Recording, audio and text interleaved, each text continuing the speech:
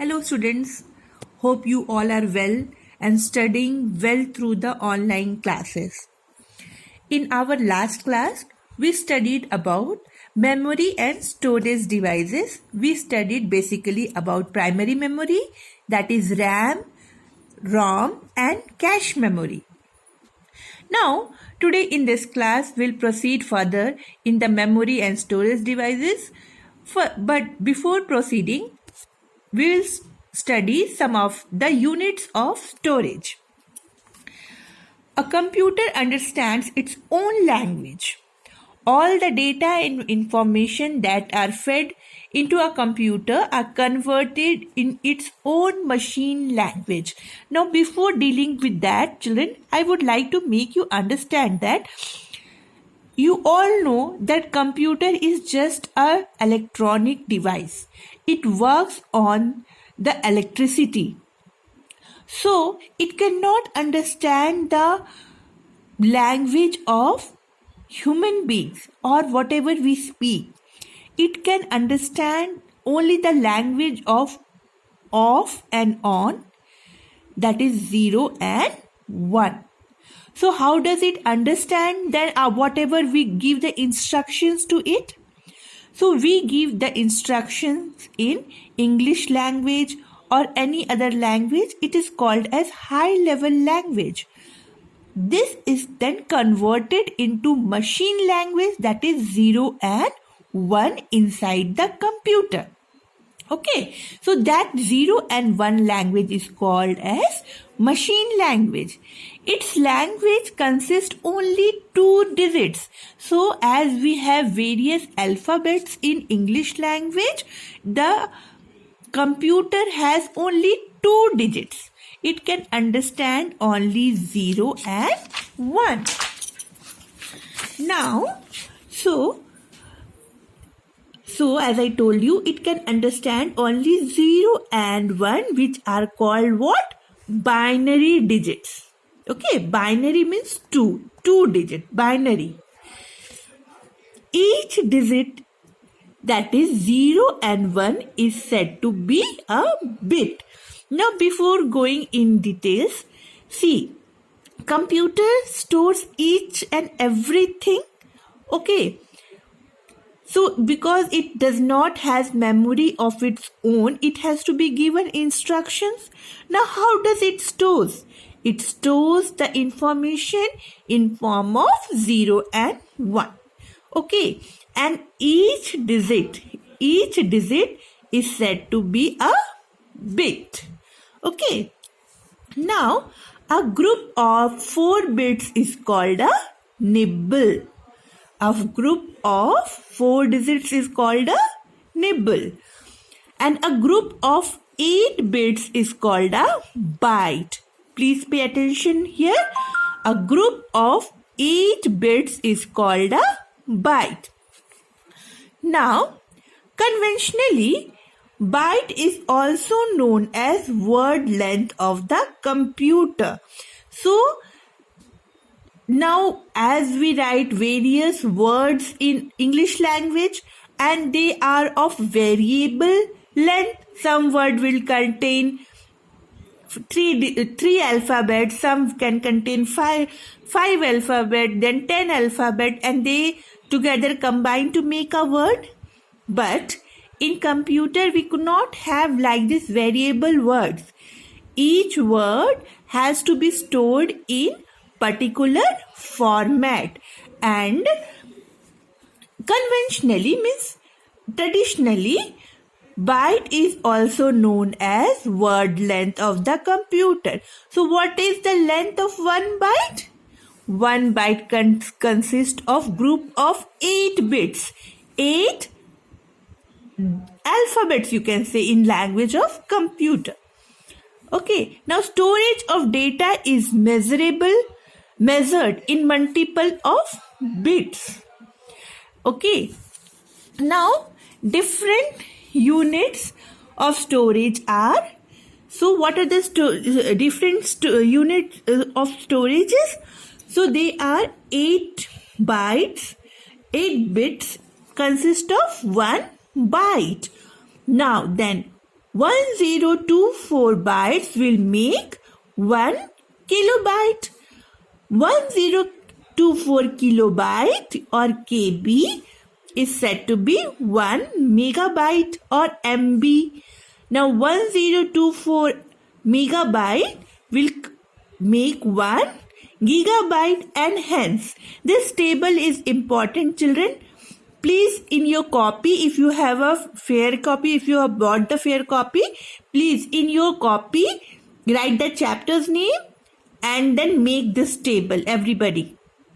Okay, and learn this table. It is important. Now, secondary memory. So now what we were reading about the primary memory, that was RAM, ROM and cache memory. Now let us come to the secondary memory, or it is also called as the auxiliary memory. Now what is secondary memory then? Secondary memory refers to the permanent storage of data. During the operation of computer, the currently used data lies in the temporary memory. It may be lost if the computer suddenly is switched off. Okay, for this purpose, secondary memory is required. So, we require a secondary memory to keep the data permanently, as it provides necessary backup and storage of instruction or data that are permanent and can be retrieved back as when we required. Okay, now what is meaning of retrieved? Means we can store in the secondary memory, and whenever we want to see it, we can see it as per our requirement. It is also known as backup memory. It has a higher storage capacity than the primary memory. So this is an important point. Please note it down. It has a higher storage. It has higher storage than the primary memory. There are various types of secondary storage devices. Some of them are magnetic disks. Now, what is magnetic disk? So, in earlier days, when CDs were not used, pen drives were not used, magnetic disks were used to store information. Okay, so magnetic disks are storage devices that are made of magnetic coated material. The surface of each disk is marked with invisible circular tracks.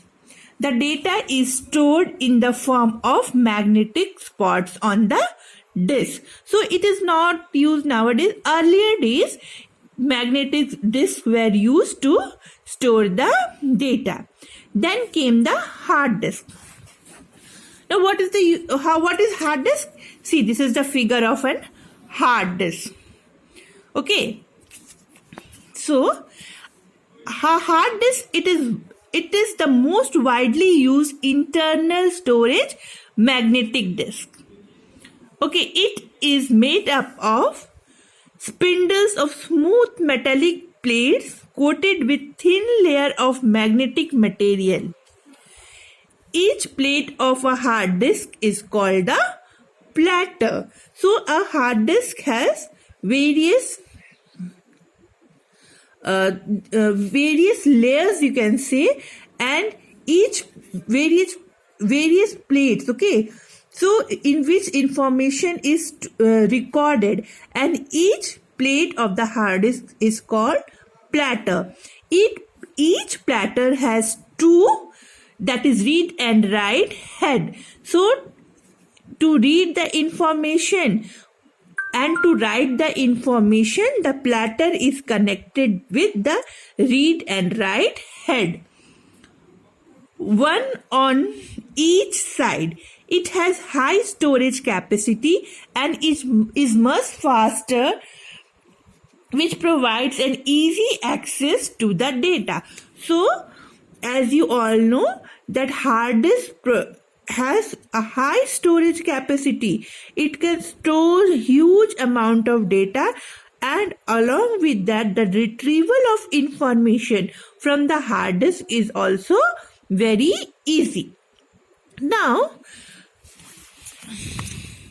over the years, hard disk has been available in various storage capacities, that is 20 MB in earlier days to 20 GB, 40 GB, 80 GB, 160 GB, 320 GB, 500 GB, 1 TB, 5 TB, 6 TB, 12 TB and more in the recent times. So gradually the capacity of the hard disk is keeping on increasing so that more and more information can be stored. Now, the another very useful secondary storage device is the optical disc. Okay, now optical discs are of various types. Number one is CD, another one is DVD, and yet another one is Blu-ray disc. So one by one we will discuss. So number one, CD. What is CD? CD is compact disc. It is a common optical disc. Okay, it is made up of lightweight plastic material which is with a chemical coating on one side where the data is stored. So all of you have seen CD, most of you. Okay, so you can understand it better.